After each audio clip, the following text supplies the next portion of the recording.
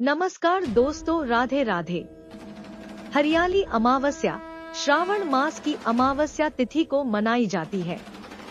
यह तिथि वर्षा ऋतु के मध्य में आती है, जब धरती पर हरियाली फैल जाती है और प्रकृति अपने पूर्ण सौंदर्य में होती है। इस दिन वनों, वृक्षों और प्रकृति की पूजा होती है। साथ ही यह दिन पितरों की शांति के लिए भी महत्वपूर्ण माना जाता है। प्राचीन समय की बात है, जब पृथ्वी पर त्रेता युग चल रहा था। उस समय अयोध्या नगरी में भगवान श्री राम राज्य कर रहे थे। उनके राज्य में चारों ओर सुख शांति, समृद्धि और धर्म का शासन था।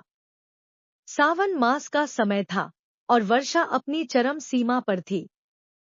समस्त नगर हरे भरे वृक्षों, झीलों और पुष्पों से सजा था।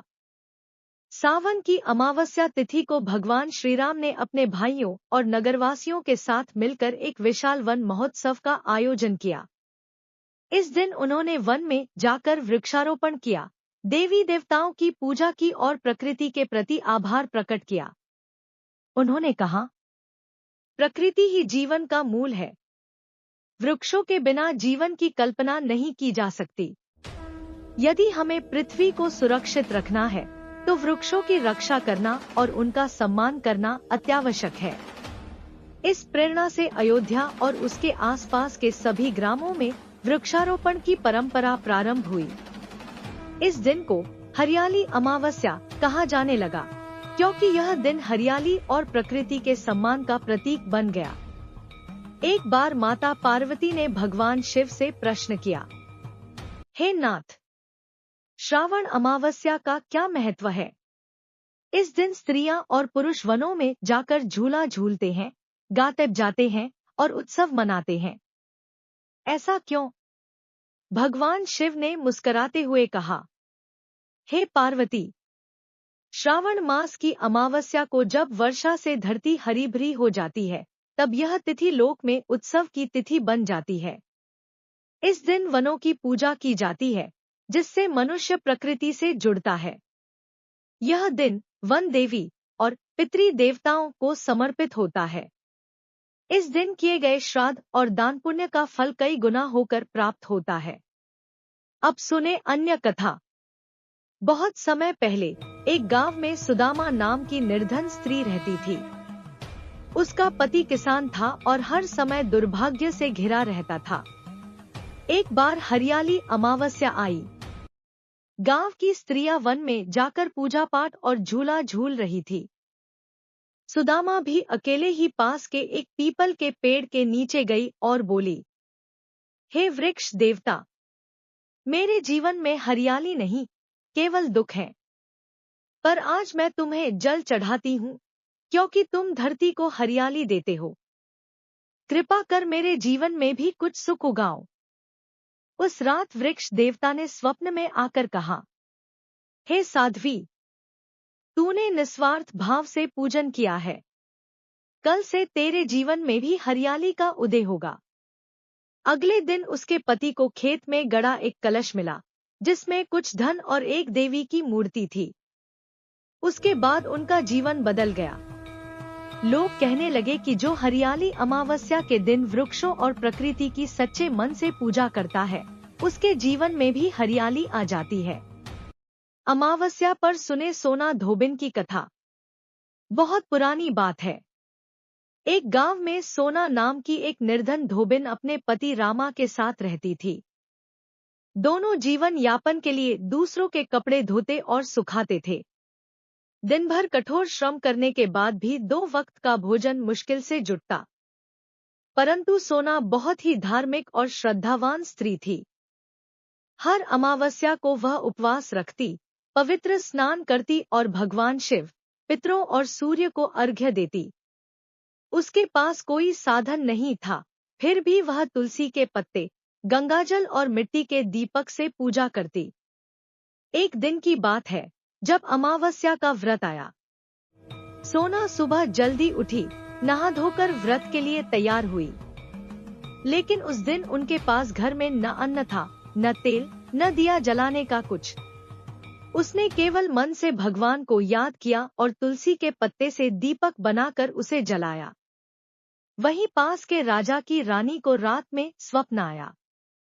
स्वप्न में एक दिव्य स्त्री ने कहा, राजमहल में जो अशांति है वह दूर तभी होगी जब तुम उस स्त्री के घर जाओ जो अमावस्या पर बिना तेल के दीप जलाकर पूजा करती है।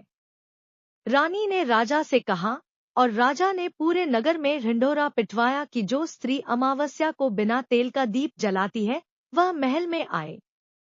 गांव के लोगों ने बताया कि ऐसी तो केवल सोना धोबिन है। राजा रानी स्वयं सोना के घर गए।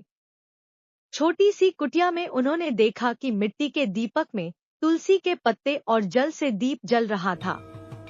रानी ने श्रद्धा से प्रणाम किया और कहा, हे देवी, आप ही वह पुण्यवती स्त्री है जिसके व्रत और भक्ति से हमें शांति मिलेगी। कृपा कर हमारे साथ चलें। सोना संकोचवश मना करने लगी, परंतु राजा रानी उसे सम्मानपूर्वक महल ले गए। उस दिन महल में उसने पितरों का तर्पण किया, दीप जलाए और पूरे नियम से अमावस्या पूजा करवाई। अचानक महल में जो अशुभ घटनाएं हो रही थी, जैसे बीमारी, अशांति, झगड़े, वे सब शांत हो गए। पूरा नगर अचंभित हो गया कि एक साधारण धोबिन की श्रद्धा और अमावस्या व्रत ने चमत्कार कर दिया। राजा ने उसे सम्मान स्वरूप सोने चांदी से भरपूर वस्त्र और धन दिया, पर सोना ने कुछ ही लिया, बाकी दान कर दिया। उसने कहा, यह सब मेरी नहीं, अमावस्या व्रत और पितरों की कृपा है। जब तक हम पूर्वजों का आदर नहीं करेंगे, जब तक हम श्रद्धा से ईश्वर को नहीं पुकारेंगे, तब तक जीवन में शांति नहीं आ सकती।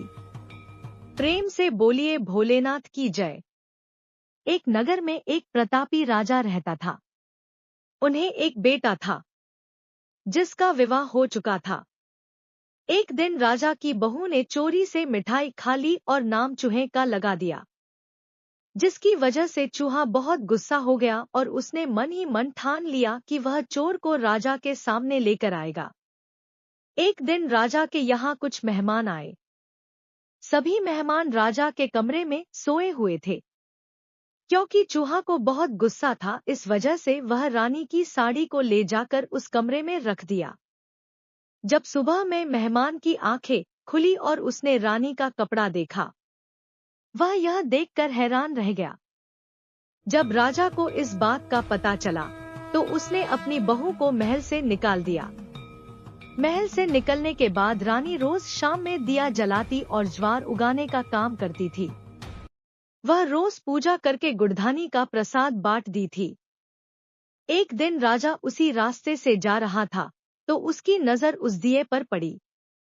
जब वह राजमहल लौटा तब उसने अपने सैनिकों से जंगल में जाकर उस चमत्कारी चीज के बारे में पता लगाने को कहा। राजा की आज्ञा पाकर सैनिक जंगल की तरफ निकल पड़े।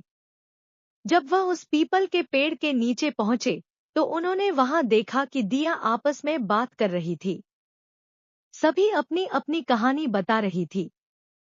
तभी एक शांत दिए से सभी ने सवाल किया कि तुम भी अपनी कहानी बताओ। यह सुनकर शांत दिए ने कहा कि वह रानी का दिया है। उसने आगे बताएं कि रानी की मिठाई चोरी की वजह से चूहे ने रानी की सारी मेहमान के कमरे में रख दी और बेकसूर को सजा मिल गई। सैनिक ने दिए की सारी बातें सुन ली और यह बात राजा से जाकर बताई। राजा को जब इस बात का पता चला तो उसने रानी को वापस महल में बुलवा लिया। महल में वापस आने के बाद रानी खुशी खुशी रहने लगी।